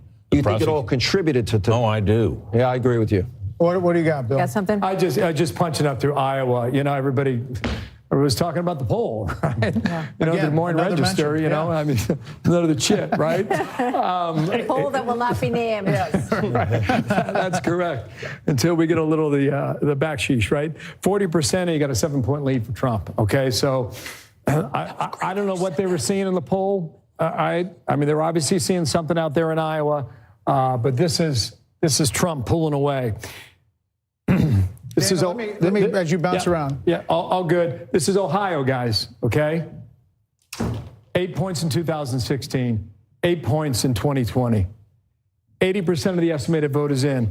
He's up more than 12 points in the Buckeye State. Dana, if even if we're not there yet. We're not calling these states. We're going to wait and see how this raw vote total goes. But you'd rather be him. The path is getting clearer for him right now. To Sean's point, even that he's here at this moment, from January 7th, 2021 until now, is probably the biggest political phoenix from the ashes that we have ever seen in the history of politics. In the days after January 6th, I remember sitting, I think, with you, Brett, and I said, this guy, Trump, he's radioactive. Republicans have turned against him. They want rid of him. They want him. He's an obstacle. He's a problem. And I thought, no, I didn't think a political comeback by him was possible. I would say. And yet here we are. He's the toughest son of a gun I've ever seen. Yeah, that's ever. true, right? I mean, all he's had thrown at him. I mean, I'd be in an insane asylum. I think there's an interesting rhetorical trick you can always play with these things. When Sean says, think of all the things that they have done to him. And in spite of that, he puts together this probably the most racially diverse political coalition we've seen in generations. But you could also say it is because of what they did to him. And turn that around. It's not just in spite of it. Like, yes, he's a tough guy and he's that's a great point. Energetic, but it could be because of overdone. Well, and also, overkill. I think we shouldn't underestimate the importance of policy in all of this. Absolutely. The Trump agenda in 2019 delivered some of the most stunning economic gains to blue-collar workers, the people that we came from, that we had seen in 25 years or maybe even longer. So from the border to the economy to foreign policy and peace, that resonated with young people, with men, with this new demographic coalition. And I think it's not just the greatest political comeback of all time. If these trends continue, a big if, but if, it will be the greatest comeback, I believe, in history, because this man was counted out and called every name in the book. They want to put him in jail tonight. If they could, they would put him in jail. Final word. And I hate to get ahead of ourselves, but if he does win and the numbers hold up and the popular vote is what it is, he would have a mandate. He would have a diverse winning coalition that he would then be able to govern with. The House. He got both the House and the Senate. He would probably have the Senate. Maybe he doesn't have the House. But that mandate would have to be respected. So it would be up to Democrats and the media to determine how's their posture going to be towards a seemingly very popular president who's had the greatest upset victory, followed by the most controversial election, followed by the greatest comeback victory we've ever seen. So, we shall see. Yeah, so we may have this conversation several hours from now. But listen, the primes. I call you the primes now.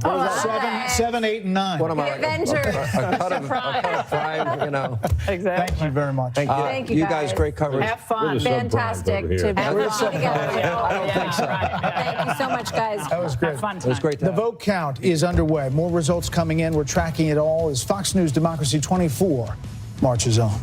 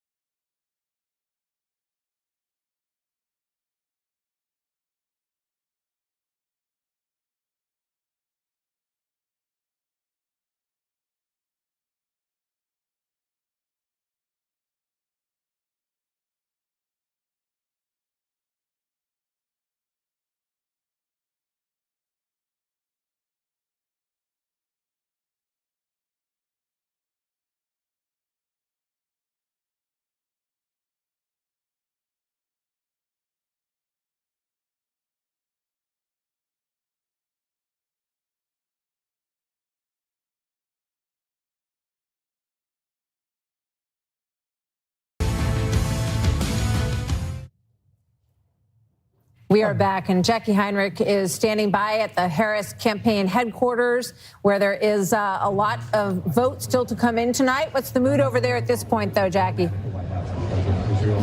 You know, Martha, every once in a while we get this glaring reminder that just over 3 months ago, this was Joe Biden's campaign. Every time we want to get any information from campaign officials, we have to text someone in Wilmington. There aren't any campaign staffers walking around, and that means that often we can't get answers to simple things like how many people are in this crowd, who's in this crowd, what is their connection to the vice president, which groups were invited. We've posed these questions to the campaign and not been able to get any answers. And I've also spoken to some sources close to Harris who are at watch parties nearby in the city. Friends, family, and donors had receptions at 2 big hotels in the area. They're now making their way over here. They'll be hanging out in a basement somewhere inside the building. But even they don't have confirmation that the vice president is going to come here tonight. We don't have any program for the speakers. And right now they've just been piping in CNN behind me. So we are waiting for anything substantive. The updates that we do get are over email from senior officials that are giving us sort of broad strokes as they're watching data come in. Right now, generally, they're feeling happy about long lines at college precincts in North Carolina and Michigan, saying that that should be helping them with young voter turnout, guys. All right. But Jackie, let me just ask you, I mean, my chain with the Democrats kind of went dark, too. When's the last time you got an update? Well, they're responding to us, but what we ask, the answers we get are like, well, let me check on that. Literally, I asked how many people are in this crowd, what's their connection to the vice president, and that was an hour and a half ago. The person responded, let me check, working on it. I checked back, still working on it. How do you not have that answer? This is the Harris campaign, but they are in Wilmington. So it's just sort of a glaring reminder every once in a while that this apparatus was really thrown together in just over 3 months, guys. Jackie Heinrich at the Harris campaign headquarters in D.C. Jackie, thanks. Let's go to Wisconsin and check back in with Mike Tobin, because we want to get an update, Mike, on what is going on with these machines. Has the voting stopped as they try to troubleshoot on this equipment, and what does it all mean? Well, the county hasn't stopped. What they did is they put out an all call for city employees. So they've got firefighters, they got healthcare workers, IT workers here trying to move this count along. They have to verify all of the metadata, if you will, on the top of the ballots before they can run them through these machines again. Now, here's the problem. We zoom in over my shoulder. I want to show you how these voting tabulators are working, or how the machines themselves ran into a problem. If you look at the back of that machine, there's a red sticker on the back of that machine. That effectively acts as the seal to prove that it hasn't been broken. But there's also a locking mechanism on the back of those machines. Now, those machines operated until the afternoon, and no one noticed that the stickers were in place, but the locking mechanisms hadn't been engaged. A Republican observer noticed that, raised the red flag, brought it with the city officials. The city officials say they believe that the integrity of the vote was never compromised, but out of an abundance of caution, some 31,000 ballots had to go back to the starting point, start all over again. We've got 107,000 ballots out here. At the last report, some 43,000 ballots had been through the process. We expected to get some final numbers from the city of Milwaukee around 1 or 2 a.m. The city can't speculate when we'll get the final numbers now. We just know that it's going to be later. The city is trying to pass this off as an abundance of caution, but you've had some Republican leaders out here, like Senator Ron Johnson, who said that this is simply unacceptable. They had a long time to preserve the integrity of this, to make sure that these machines were locked, a simple step in the process. They're not happy with it. We heard from the RNC chairs, Laura Trump, Michael Whatley, saying this is an unacceptable example of incompetence. So they're trying to get this thing done. They're hoping this doesn't really stretch into tomorrow, but they are anticipating that the vote will now continue into the early mornings, the early hours of Wednesday. Guys, back to you. Just to be clear, Mike, they're saying that they're going to keep counting. Like Pennsylvania has said, they're going to keep going. They're not going to stop and go home and take a break and... Correct. They intend to keep counting, and you've got 107,000 ballots here, and 31,000 of those are the ones that have to go back through the process. So it's delaying the process. It's not tanking the process. And the city officials, again, want to insist that the integrity of the process was not compromised. They just want to be extra cautious. Okay, Mike Tobin in Milwaukee. Mike, thanks. So let's bring our panel back in, and we have some new people joining us at this hour. We're Britt Hume, Dana Perino, and Harold Ford Jr. are all still here. Kellyanne Conway has come back to join us, and Mark Penn and Charlie Hurt. Welcome to Mark and Charlie. Great to have you guys here. Mark, let me start with you. What's your read on this evening? And we're looking at North Carolina and Georgia and Virginia very closely right now. Well, my read is that this is a real tug-of-war election. And all we're seeing right now is the Trump forces seem to be pulling that rope just a little bit more. What you see is that he's doing a little bit better with minority voters. This suburban wave for Harris did not materialize, and Trump is doing very well in the rural areas. So there's just infinitesimal change. Whoever wins, we're going to have a very divided country. The polls were right. We will be divided between the elites and the working class and what they think the direction of America is. But right now in that tug of war, Trump's forces seem to be pulling a little stronger. And the elites appear to be on, at least the way it's shaping up tonight, on the blue side, and the working class is on the red side. This is not, this is a development that has happened in the Trump years. I asked you 3 nights in a row, who do you want to be? Right now at 10:36 p.m., who do you want to be? Well, right now, I want to be Donald Trump, because these votes are coming in. You take a look at Philadelphia. Philadelphia, he had 12%. Then he had 18%, the same as he had last time. Now he's got 21%. He's got 3 points better than he had last time. That's what he needs to pull Pennsylvania. Mark, she still has a path, but it relies entirely at this stage, I think, on winning the 3 big blue wall states. What do you think her chances are? That's what I'm saying. I think her chances are diminishing the more this vote is coming in. There's no question that I think this race now is going to be down to those 3 blue wall states. I think he's got, let's call it a 55% chance of winning 1 or more of those states. We've got more information, I think, on Pennsylvania than the others. I think that is, I think, pulling more in his direction the more these votes are being counted. I just have one more question for you in this round, Mark, and then we'll get to more, I'm sure. You early on questioned the strategy that had led to inflation in the Biden administration. You thought they should have addressed it much sooner. You also questioned whether or not he should be the candidate and whether or not that kind of switch up should have happened sooner. What do you think tonight about those issues? Look, I think Harris will have run a very credible race. She is getting the Democratic constituency probably doing better than Biden would have done because Biden was really collapsing. She is getting the Democratic constituency. This is awfully close no matter who wins. Whoever is president is going to have to address all of America. But I think she ran a good race, almost an excellent race, but it may just fall in. It's a good point, because we're comparing Biden to 2020 numbers when he won, but the numbers where he was when she took over were not those numbers. Disaster. Yeah. We have a call to make. The Fox News decision desk can now project that former President Trump will win the state of Iowa. Trump is performing well in rural areas, which helped deliver victories to former President Trump in 2016 and 2020. This obviously comes in the wake of a lot of focus on a poll that shall not be named.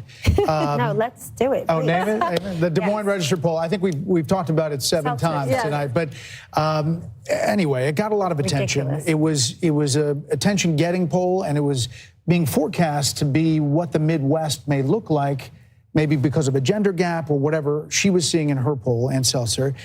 We are now calling Iowa for the former president. Yeah, I mean, it was, described as a bit of a jolt when it came across. I think all of us, when we saw that, Ann Seltzer, because she has an excellent reputation. She's called a lot of things well. In fact, she called the Trump lead in 2016 in her polling, and everyone thought she was crazy. She had him like +6 or something like that. Well, she also had him winning the caucus, and Ted Cruz beat him.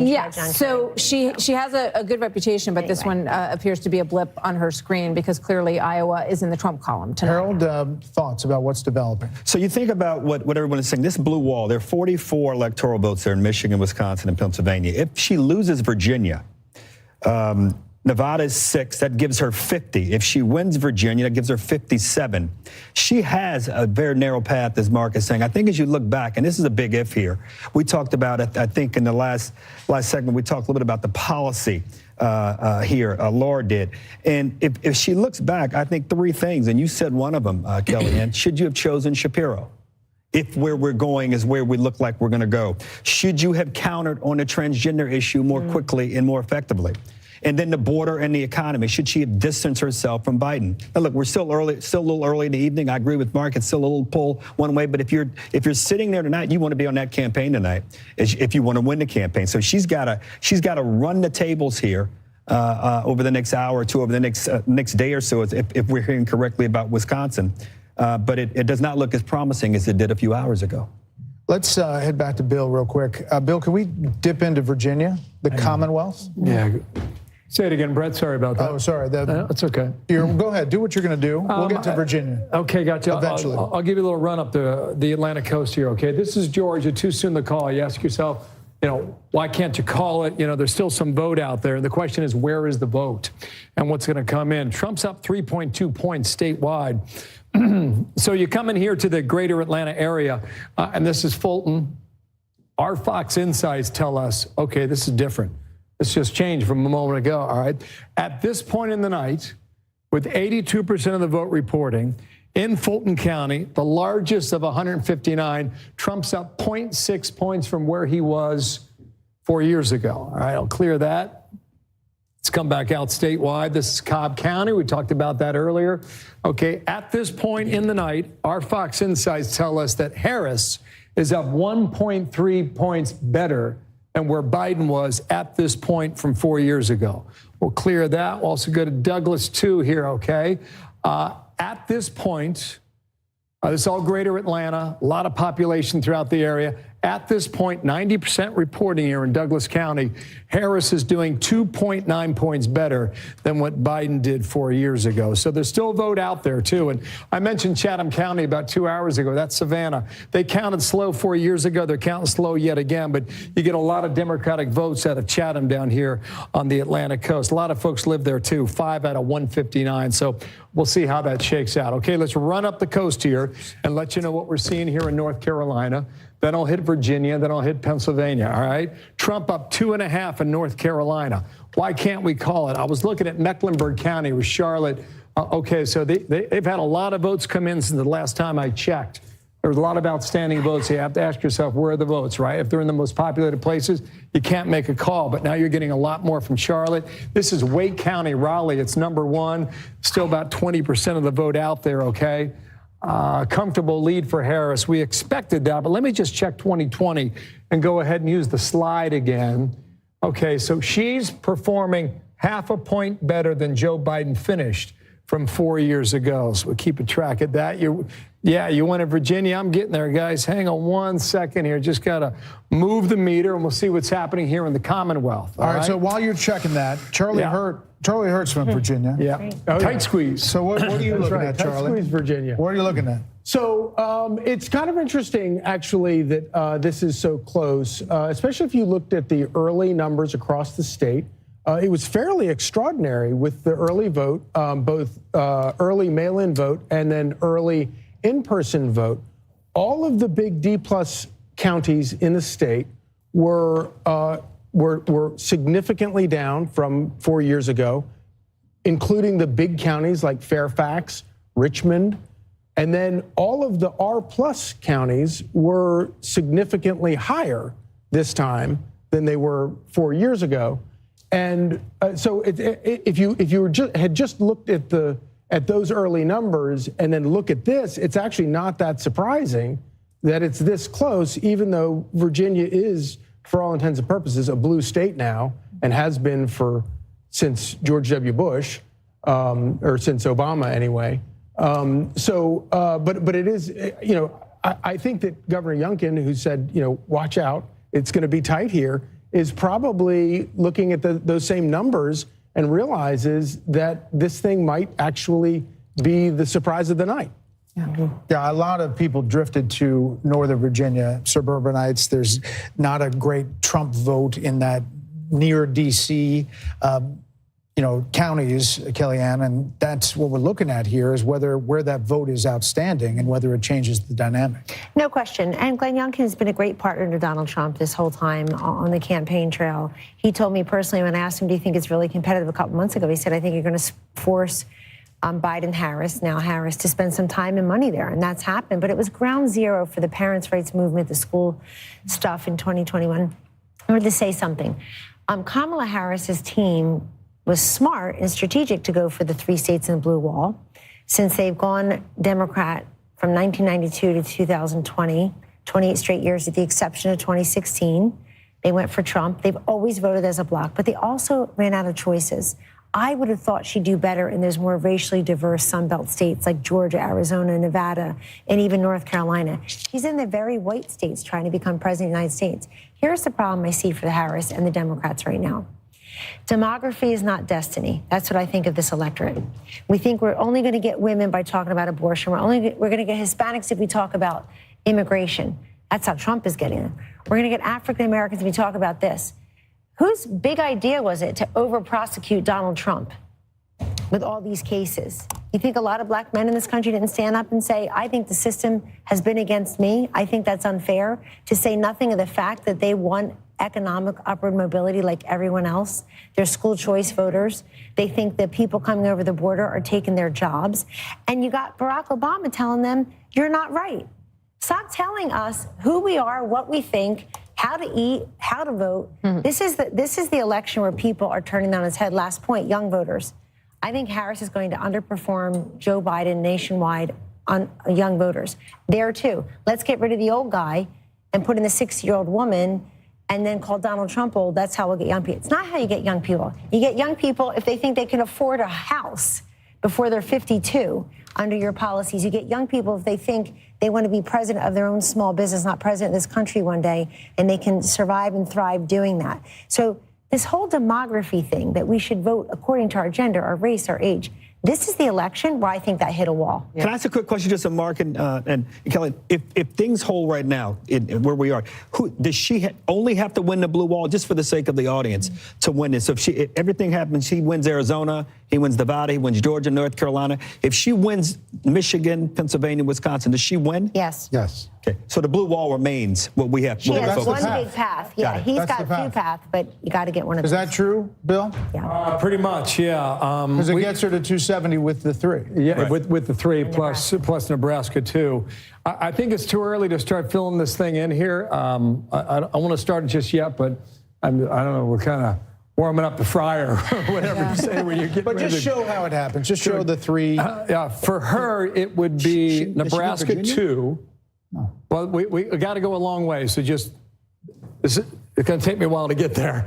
Okay. So she would have to win all the usual states here. It's just too many to fill in, right? Oh, gotcha. Boom, boom, boom, boom, boom. Yeah, that's good. Oh my gosh, what am I missing? Holy cow. Okay, Maine, Nebraska, Hawaii.